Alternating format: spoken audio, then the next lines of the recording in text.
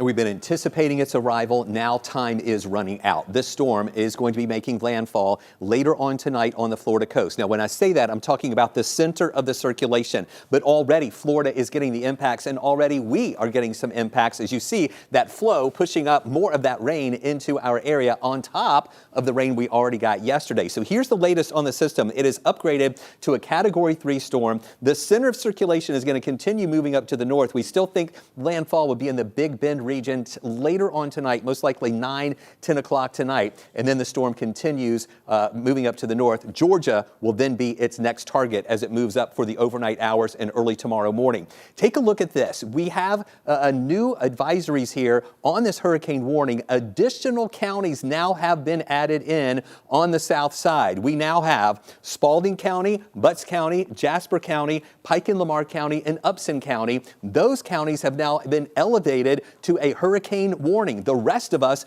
are in a tropical storm warning. That means areas to the south, you'll be feeling hurricane force winds more than 75 miles an hour. Here in the metro area, we're talking about tropical storm force winds gusting 40 to 60 plus miles an hour. Here's the track. You see that landfall later on tonight, 8, 9 o'clock, and then still a Category 2 storm here in South Georgia, a tropical storm over Atlanta, and then it fades out as it moves on up to the north, and things will get better. Thank goodness this is a fast mover, but still we have the potential for some flooding. Melissa Nord's been tracking that, and Melissa, we've already had the rain, and now more on the way. More rain on the way and wind on the way too. So Chris, kind of breaking down the biggest facets of this weather impact from Hurricane Helene. We're talking about an additional 3 to 6 inches of rain.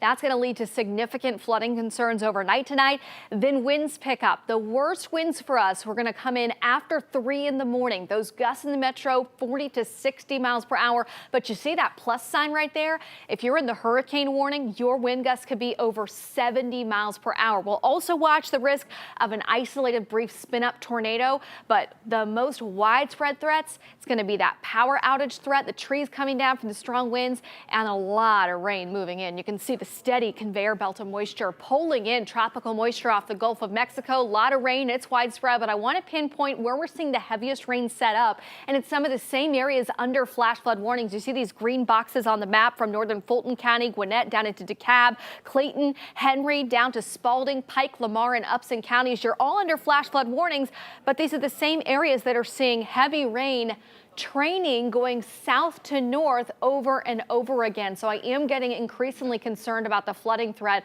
as you travel south along the 675-75 split and then down into kind of the western side of Henry County. Some really heavy rain coming in from Forest Park to Stockbridge. And also as we get into Sunnyside and Griffin and Spalding County, very heavy rain that's pushing in there. Also pockets of heavy rain stretching and lifting up into Athens and Oconee County. So this is just the beginning of what is more rain to come through the overnight.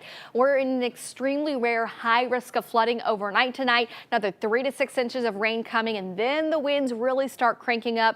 Chris will break down that aspect of the forecast and go hour by hour talking about when Helene's going to pass through North Georgia and when it will finally exit. That's coming up in about 15 minutes.